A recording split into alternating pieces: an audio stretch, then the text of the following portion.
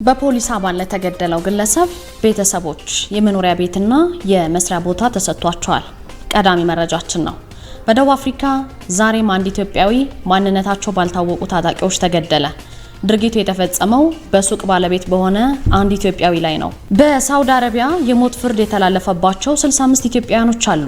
ለነዚህ ኢትዮጵያውያኖች ፍርዱ እንዲነሳላቸው ብፁዕ አቡነ ማቲያስ የምህረት ጥያቄ ጠይቀዋል። የምትሰሙት ጉዳይ ነው። ፌደራል ፖሊስ በዛሬው ዕለት ባወጣው መረጃ ከ51 ሚሊዮን ብር በላይ ግምት አለው ያለውን የኮንትሮባንድ እቃዎችን ይዣለው ብሏል። የምትሰሙት ነው። እንደምን ውላችኋል? ይህ አሃዱ ኒውስ ኤንድ ፖለቲክስ ነው። ለእናንተ የተመረጡትን መረጃዎች ብቻ የምናደርስበት ቻናል ሰብስክራይብ በማድረግ ቤተሰቦቻችን እንድትሆኑ እንጠይቃለን። አብዛኞቻችሁ የኛ ቤተሰቦች እይታ ብቻ እንዳለውና ብዙዎቻችሁ ሰብስክራይብ እንደማታደርጉ ዳታችን ያሳያል። ሰብስክራይብ በማድረግ ዜናችንን ጀምሩ። በቀዳሚነት ወደ ምን ነግራችሁ ዜና እናልፋለን። ናርዶስ አለማየሁ ነኝ።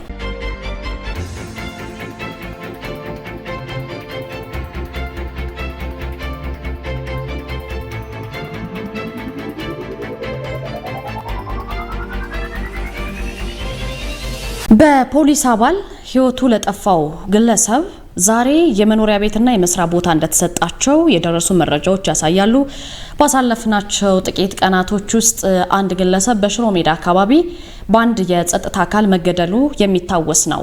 በፖሊስ አካል ህይወቱ ያለፈው አቶ ተገኝ ባልቻ ይባላል። ቤተሰቦቹ በዛሬው ዕለት ከአዲስ አበባ ከተማ አስተዳደር የመኖሪያ ቤትና የመስሪያ ርክክብ ተደርጓል። በክፍለ ከተማው ወረዳ 1 እንግዲህ አቶ ተገኝ ባልቻ በፖሊስ አባል ህይወቱ እንዳለፈ ብዙዎች ሲቀባበሉት የቆዩና ቫይራል የወጣ ጉዳይ ነበረ። ይህንን ድንገተኛ ክስተት ተከትሎ አስተዳደሩ የተሰማውን ጥልቅ ሐዘን በመግለጽ ድርጊቱ ከተፈጸመ ዕለት ጀምሮ የሟች ቤተሰቦችን በማጽናናትና ከጎናቸው በመሆን አብሮ እንዳዘነ ገልጿል። እንደ አስተዳደር ለሟች ቤተሰብ አስፈላጊውን ድጋፍ ለማድረግ በገባው ቃል መሰረት ለአቶ ተገኝ ባልቻ ቤተሰብ የመኖሪያ ቤትና የምትመለከቱት የመስሪያ ቦታ የሟች ቤተሰብና የሀገር ሽማግሌዎች ባሉበት ነው ርክክብ የተደረገው።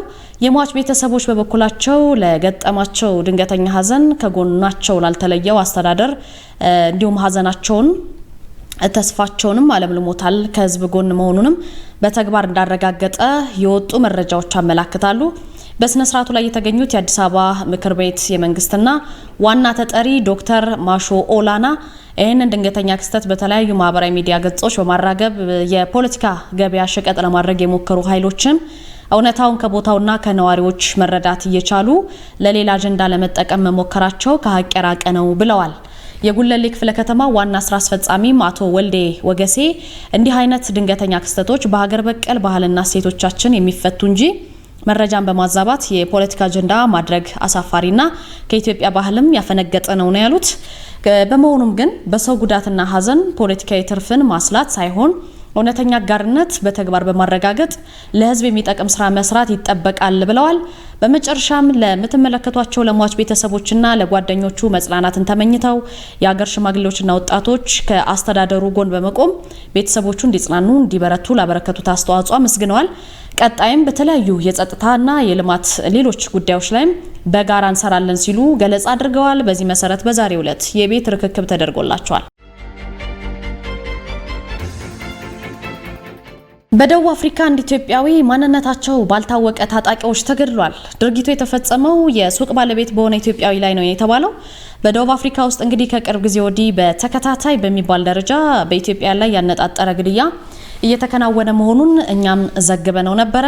በተለይ ይህ ግድያ የሚፈጸምባቸው ሱቅ ከፍተው ኑሮን ለማሸነፍ ቤተሰቦቻቸውን ለማገዝ ወደ ደቡብ አፍሪካ ኑሯቸውን ያደረጉ የሚሰሩት ላይ መሆኑ ጉዳዩን አነጋጋሪና ትኩረት እንዲሻ አድርጎታል። አሁንም ድርጊቱ የተፈጸመው የሱቅ ባለቤት በሆነ አንድ ኢትዮጵያዊ ግለሰብ ላይ ነው። ዴይሊ ሰን የተሰኘ አንድ ጋዜጣ ይዞት የወጣው ዘገባ የሚያመላክተው ምንድነው? ይሄ ግድያ የተፈጸመው በኖርዝ ዌስት ሌዲጅ ውስጥ ነው። ማንነታቸው በትክክል ያልታወቁ ታጣቂዎች ሱቅ ውስጥ እያለ በጥይት ተኩሰው ነው የሄዱት። የኖርዝ ዌስት ፖሊስ ቃል አቀባይ ሲናገሩ ደግሞ ለጋዜጣው እሁድ ምሽት ላይ የተኩስ ድምጽ መሰማቱን ተከትሎ በደረሰን ጥቆማ መሰረት ስንሄድ አንድ ኢትዮጵያዊ ወድቆ አግኝተነዋል። በሽጉጥ ደረቱ ላይ በመመታቱ ያገኘነው ህይወቱ ካለፈ በኋላ ነው። ደረቱ አካባቢ ነው በሽጉጥ የተመታው። ጨምረውም 2 የአፍሪካ ዜግነት ያላቸው ሌሎች ወደ ሱቁ ውስጥ ተጠቃሚ መስለው ገብተው ግድያውን ፈጽመው መሄዳቸውን የሚገልጽ መረጃ ደርሶናል ብለዋል። ሟቹ እድሜው 49 አካባቢ እንደሆነ ጠቅሰዋል። ስሙን ግን አልገለጹም። ታጣቂዎቹ ምንም አይነት ንብረት አለመዝረፋቸውን ያስታወቁት ቃል አቀባይዋ ከድርጊቱ ጋር በተያያዘ መረጃ ያለው ሰው ጥቆማ እንዲሰጣቸው ነው ጥሪ ያቀረቡት። በዚህ መሰረት አንድ ኢትዮጵያዊ በደቡብ አፍሪካ በጥይት ተገድሏል። በሳውዲ አረቢያ የሞት ፍርድ የተላለፈባቸው 65 ኢትዮጵያውያኖች አሉ። እነዚህ ሰዎች እንግዲህ ፍርዱ እንዲነሳላቸው የኢትዮጵያ ኦርቶዶክስ ተዋሕዶ ቤተክርስቲያን ፓትርያርክ ብፁዕ ቅዱስ አቡነ ማትያስ ጥያቄ አቅርበዋል። ሞታቸውን የተጠባበቁ ያሉት ኢትዮጵያውያን ጉዳይ ትኩረት የሳበ ነው። በእጽ ዝውውር ወንጀል ተከሰዋል። እነዚህ ግለሰቦች ቢያንስ 65 ኢትዮጵያውያን ስደተኞች ናቸው። የሞት ቅጣት ለመቀበል ቀናቸውን እየጠበቁ ያሉት ይሄን ቅጣት የመፈጸም ስጋት እንዳለባቸው የሰብአዊ መብት ተሟጋች ድርጅቱ ሂዩማን ራይትስ ዎች መረጃ ያመለክታል። ድርጅቱ ለጉዳዩ ቅርብ ከሆኑ ምንጮች ያገኘውት ባለው መረጃ ባለፈው ወር ሚያዝያ 13 2018 3 ኢትዮጵያውያን በሳውዲ የሞት ፍርድ ተፈጽሞባቸዋል። በአሁኑ ወቅት ደግሞ በከሚስ ሙሻይት እስር ቤት ውስጥ የሚገኙ ሌሎች ወደ 65 የሚጠጉ ኢትዮጵያውያን በተመሳሳይ ወንጀል የሞት ፍርድ ተፈርዶባቸው ቀናቸውን ከዛሬ ነገ ያሉ እየጠበቁ ነው የሚገኙት። ሞት ከተፈረደባቸው መካከል በሰሜን ኢትዮጵያ ትግራይ ክልል በነበረው ጦርነት ምክንያት ከሀገር የተሰደዱ ዜጎች ናቸው። አንዳንድ መረጃዎች ግን የሞት ፍርድ የተፈረደባቸው ኢትዮጵያን ቁጥር ከ200 በላይ ሊሆን እንደሚችል ይናገራሉ። ነገር ግን በተጨባጭ ሞታቸው የሚጠባበቁት 65ቱ ናቸው። አብዛኞቹ ታሳሪዎች ወደ ሳውዲ ሲገቡ ጫት ይዘው በመገኘታቸው የተከሰሱ ናቸው። ጫት በኢትዮጵያና በየመን የሚዘወተር ቢሆንም ግን በሳውዲ አረቢያ ግን ባለው ሱስ የሚያስይዝ ንጥረ ነገር እንደ ከባድ እጽ ተቆጥሮ በሞት ሁሉ የሚያስቀጣ ትልቅ ወንጀል ነው ጫት መያዝ። እንደ ድርጅቱ ምንጮች ገለጻ ከሆነ ታሳሪዎቹ ጫት መያዝ በሳውዲ በሞት እንደሚያስቀጣ ግንዛቤውም አልነበራቸውም። አንዳንዶቹ ደግሞ ሳውዲ ለመግባት በህገወጥ አዘዋዋሪዎች ወይም ደላሎች በመንላቸው ተገደው እንዲይዙ የተደረጉ ናቸው እንጂ ይሄ ቅጣት እንደሚያመጣባቸውም የማያውቁ ግለሰቦች ናቸው። ታሳሪዎቹ በቂ የህግ መከላከያ ጠበቃና አስተርጓሚም እንዳልቀረበላቸው እንዲሁም በምርመራ ወቅት ድብደባና እንግልት እንደደረሰባቸው ተመላክቷል። እስረኞቹ ከታሰሩበት ጊዜ ጀምሮ ምንም አይነት የቤተሰብ ጉብኝት እንዳልነበራቸውና በሳውዲ ከሚገኙ የኢትዮጵያ ቆንስላ ጽሕፈት ቤት ኃላፊዎች ጋርም የመገናኘት እድል እንዳላገኙ እየተገለጸ ነው የሚገኘው። የሞት ቅጣት እንዲሰረዝ ሁሉን አቀፍ ጥረት እንዲደረግ ድርጅቱም ጥሪ አቅርቧል። በሳውዲ አረቢያ ባለፉት ጥቂት ዓመታት ብቻ እንኳን የሞት ቅጣት አፈጻጸም በከፍተኛ ሁኔታ ጨምሯል። በ2025 ብቻ እንኳን 356 ሰዎች በሞት ነው የተቀጡት። ከዚሁ ጋር በተገናኘ ታዲያ የሞት ፍርድ የተላለፈባቸው ኢትዮጵያውያኑ ፍርዱ እንዲነሳላቸው የኢትዮጵያ ኦርቶዶክስ ተዋሕዶ ቤተክርስቲያን ፓትርያርክ ብፁዕ ቅዱስ አቡነ ማትያስ ጠይቀዋል። ብፁዕነታቸው የሞት ፍርድ ተፈርዶባቸው በሳውዲ አረቢያ በሚያስጨንቅ ሁኔታ ላይ ላሉት ለነዚህ ኢትዮጵያውያንን ለተለያዩ አካላት መልእክት አስተላልፈዋል። እነዚህ ኢትዮጵያውያን ምህረት እንዲያገኙ ማለት ነው። ለኢትዮጵያና ለሳውዲ መንግስት እንዲሁም ለዓለም አቀፍ የሰብአዊ መብት ተሟጋች ተቋማት ለመላው የኢትዮጵያ ሕዝብ በሚል ዛሬ መልእክት አስተላልፈዋል። ብፁዕነታቸው እውነተኛ እምነትም ሆነ ጤናማ አመለካከት የሚመጣው መከራ ስለሚቀበሉ ሰዎች ሰምቶና አይቶ በዝምታ ባለማለፍ ነው ብለዋል ፓትርያርኩ። በእነሱ ህመም ውስጥ ራስን በማስገባት በእነሱ ቦታ በመሆን ድጋፍ ማድረግ እንደሚገባ ማሳሰባቸውንም የኢትዮጵያ ኦርቶዶክስ ተዋሕዶ ቤተክርስቲያን የህዝብ ግንኙነት ዘግቧል። በሳውዲ አረቢያ በሞት ጥላ ስር ሆነው ቀደም ሲል የነገርናቸው ግለሰቦች የፍትህ ያለ እያሉ የሚጮሁና በጭንቀት ቀናትን የሚቆጥሩ ኢትዮጵያውያን መኖራቸውን በተለያዩ መገናኛ ብዙሃን እየተዘገበ መሆኑንም ቅዱስነታቸው አስታውሰዋል። ስለዚህ የዲፕሎማሲ ግንኙነት አንዱ ጥቅም የሰው ልጆችን ህይወት ለመጠበቅ መሆኑን በመጥቀስ የኢትዮጵያ መንግስት በግፍ የተፈረደባቸውን ኢትዮጵያውያንን የሞት ፍርድ እንዲነሳ ከሳውዲ ባለስልጣናት ጋር እንዲነጋገርበት አሳስበዋል። ብፁዕነታቸው ከሞት ፍርዱ መነሳት ባሻገር በአስቸጋሪ ሁኔታ ውስጥ በዛው ያሉ ኢትዮጵያውያን ወደ ሀገራቸው የሚመለሱበት መንገድ መጀመሩን አስታውሰው በርትቶ እንዲቀጥልም ጠይቀዋል። ወገኖቻችን በቋንቋ ጥረትና በህግ አማካሪ ማጣት ለሞት እንዳይዳረጉ ሲሉም የኢትዮጵያ ኦርቶዶክስ ተዋሕዶ ቤተክርስቲያን ፓትርያርክ ብፁዕ አቡነ ማትያስ አደራ ብለዋል። ዛሬ የሳውዲ ባለስልጣናትም ጭምር የሁለቱን ሀገራት የቆየ ታሪክና ወዳጅነታቸውን አስበው በሞት ጥላ ስር ላሉት ኢትዮጵያውያን ምህረትን ያደርጉ ዘንድ ጠይቀዋል። ቅጣቱ ደግሞ ወደ ስርዓት የሚቀየርበትን መንገድ እንዲያመቻቹ ጥያቄ አቅርቧል። ብፁዕነታቸው ዓለም አቀፍ የሰብአዊ መብት ተሟጋቾችም በማያውቁት ቋንቋ እንዲሁም ባልተረዱት የህግ ሂደት የተሻለ ኑሮ እናገኛለን፣ ህይወታችን ቀይራለን ብለው በተሰደዱበት ሀገር ሞት የተፈረደባቸው የኢትዮጵያውያንን ስቃይ ተመልክተው የፍትህ መዛባትን እንዲቃወሙና እንዲታደጓቸውም ብፁዕነታቸው መልእክት አስተላልፈዋል።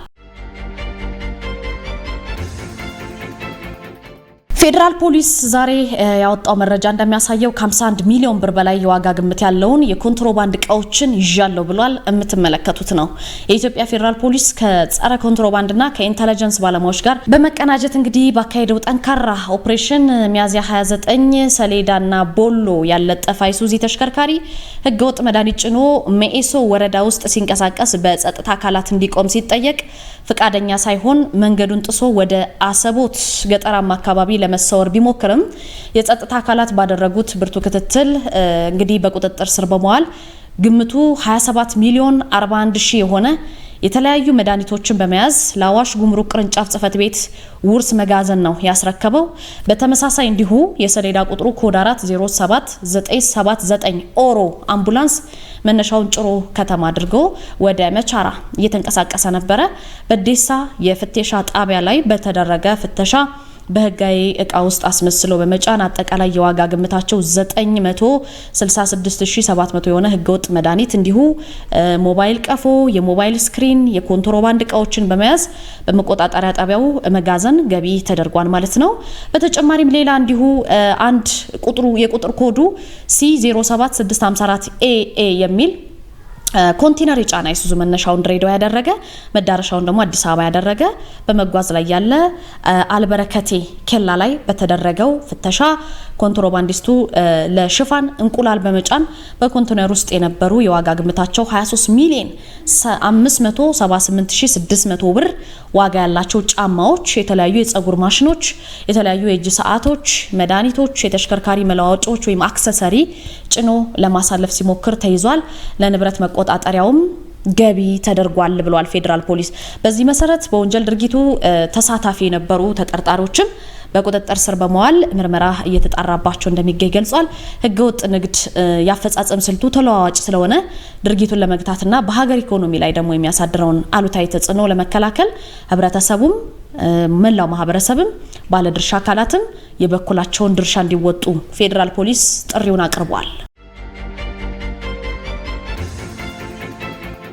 ውድ ቤተሰቦቻችን ለዛሬ ለግንቦት 5 ያዝናቸው የለተረቡ ምሽት መረጃዎች እነዚህ ናቸው። ከአሀዱ ኒውስ ኤንድ ፖለቲክስ ለእናንተ ያደረስናቸው። አብራችሁን ስለነበራችሁ ከልብ አድርጌ ነው ማመሰግናችሁ። በየቀኑ ከሚከሰቱ ክስተቶች መካከል የሚመጥኗችሁን እናንተን ውድ ቤተሰቦቻችሁንን የሚመጥኑትን ብቻ አዘጋጅተን እናቀርባለን። አዘጋጅቼ የማቀርበው ናርዶስ አለማየሁ ነበርኩኝ። ከአሀዱ ሬዲዮ ደግሞ ሌሎችን የሬዲዮ መረጃዎችን ተሰማላችሁ። ሰብስክራይብ በማድረግ ወዳጅነታችን ቀጥል ነው የምንለው። በያላችሁበት ጥሩ ምሽት ይሁንላችሁ። ሰላም ለእናንተ የሆኑ ውድ ቤተሰቦቻችን ለምንስ ቆያችሁ? ይህ አሃዱ ሬዲዮ 94.3 ነው። ዓለም ስራ ዘውዱ ቴክኒኩ ላይ ያለች ክብሮም ወርቁ ልሳኑን እመራለሁ። አሁን አንኳር ዘገባዎቹን ላስቀድም። ሀገራዊ የምክክር ኮሚሽኑ በትግራይ ክልል እንደ አዲስ አጀንዳ የማሰባሰብ እቅድ እንደሌለው አስታውቋል።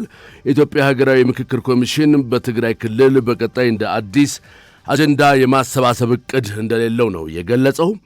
ኮሚሽኑ ከዚህ ቀደም በአዲስ አበባ ከተማ በተካሄደው አጀንዳ የማሰባሰብ ሂደት በተለያዩ ምክንያቶች ካልተሳተፉ አካላት ጋር ብቻ ለዋናው የምክክር ጉባኤ የሚሆን አጀንዳ የማሰባሰብ ስራውን እንደሚያከናውን ገልጿል።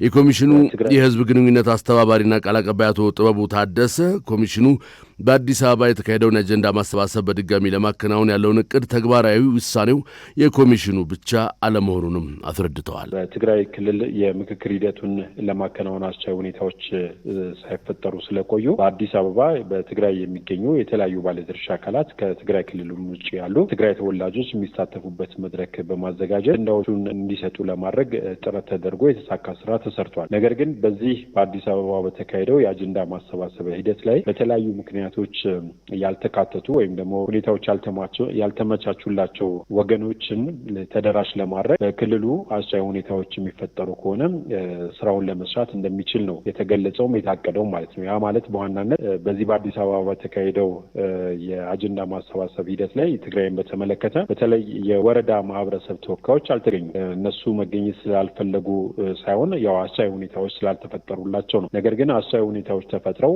እነዚህ የህብረተሰብ ክፍሎች የሚሳተፉበት ሁኔታ ከተፈጠረ የእነሱንም አጀንዳ ለመቀበል እንደገና ተሳታፊዎቻቸውንም እንዲያሳውቁ ለማድረግ ስራዎች እንዲሰራ ነው የተገለጸው እና የመድገም ጉዳይ ሳይሆን አዲስ አበባ ላይ በተካሄደው መድረክ ያልተካፈሉ በተለያዩ አስቸጋሪ ሁኔታዎች ውስጥ ያልተካተቱ ወገኖችን ለማካተት ሁኔታዎች አመቺ ከሆኑ ኮሚሽኑ በሩ ሁልጊዜ ክፍት ነው።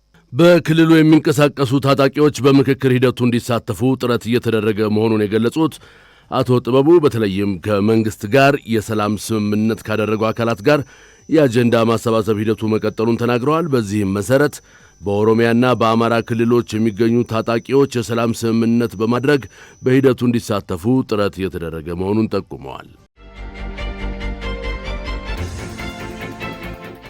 11.7 በመቶ የደረሰውን የምግብ ዋጋ ግሽበት ለመቆጣጠር ሕገወጥ ንግድን መግታት እንደሚገባ ባለሙያዎች መከሩ።